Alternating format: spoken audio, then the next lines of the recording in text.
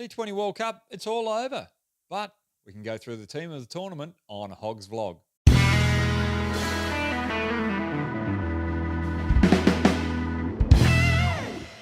All right, the team of the tournament that I've got for you, we've got BABAR opening the batting out the top of the order, and he is going to captain the team. I think he's done a wonderful job for Pakistan with both bat and ball, being able to control the innings from the top of the order and batting the majority of the innings and just setting it up for the power hitters out the back end. So for me, he did a stellar job with the bat, but he also led his troops perfectly. They just didn't get over the line at the very end. It was a drop catch at the end that cost them, and Wade went ahead after that and hit 3 sixes after that to win the game for Australia. But other than that, Pakistan had a perfect tournament, and it was because of their leader, BABAR. Opening the batting with him is going to be David Warner. Now, the reason why I've gone with David Warner, didn't have as good an average as other openers in the tournament, but when the chips were down and someone needed to stand up for Australia, he was the one that led the charge. And he didn't have much help for Aaron Finch at the other end. Finchy didn't have the best of series, so David Warner had to make sure he took the helm and led Australia from the top. Now, number 3. This was a player that there were a lot of question marks where he was going to bat for Australia in this particular tournament. He got dropped out one stage. He got put down the order at another stage. But at the end of the day, when he was out number 3 and the pressure was on and he was man of match of the final, Mitchell Marsh. Also, he can bowl a little bit as well. And when you've got that power hitter coming in out number 3 and being able to take on the quick bowlers in the power play, as he did in the final, you cannot leave this man out. So he is the number 3 of the tournament. And for me, he deservedly was man of the match. Now, coming in at number 4, now this is going to surprise a lot of people, but he was the one that held the middle order of South Africa together, and he's really improved in the T20 arena. I love his work ethic, and it's Aidan Macron. I just like the way that he times the innings. He's really got attacking shots as well. That's one thing that he's improved in his game, but also can bowl some handy off spin if needed with an extra bowler out some stage. So he comes in at number 4. Coming in at number 5, I need a keeper, and it's got to be Matthew Wade now. Those top 4 are going to bat the majority of the time, and I need a couple of batsmen to come in the final 4 overs to power away. And the job that he did against Pakistan the other night, even though he had a little bit of luck, just showed that he can find the boundaries when needed under pressure, and he's got the ramp shots, he's got the shots that he can play down the ground, and also the pull shots. So he's one of my big hitters and the keeper coming in at number 5. Number 6 is Asif Ali from Pakistan. Now, very hard to find players that can come in and find the boundaries from ball 1.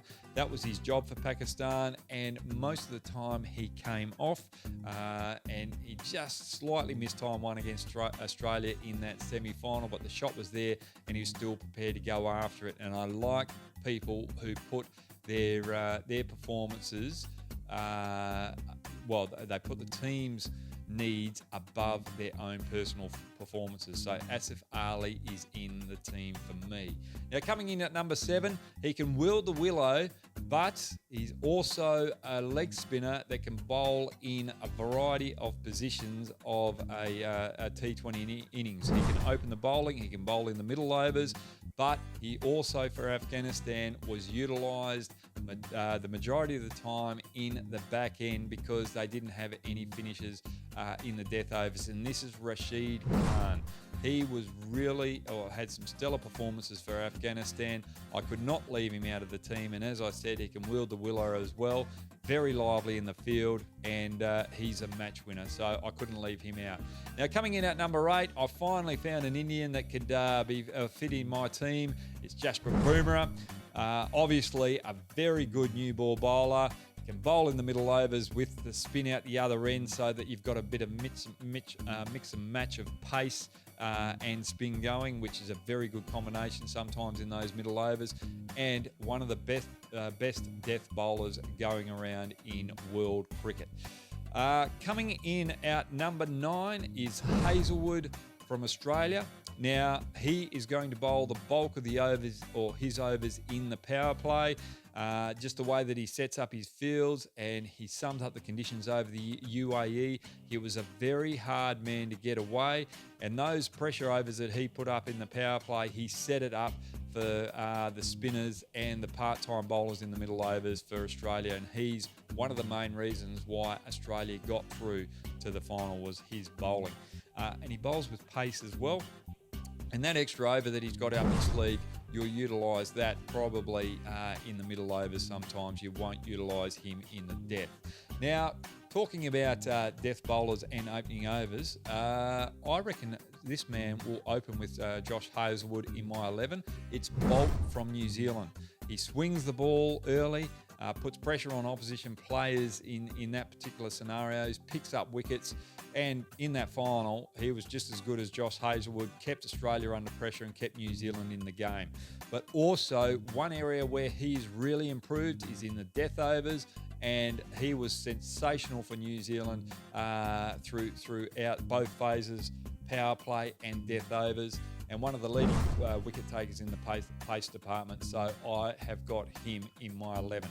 Now, finally, number 11, I'm going to go with another leg spinner, and probably the man of the tournament for me was Aidan Zampa.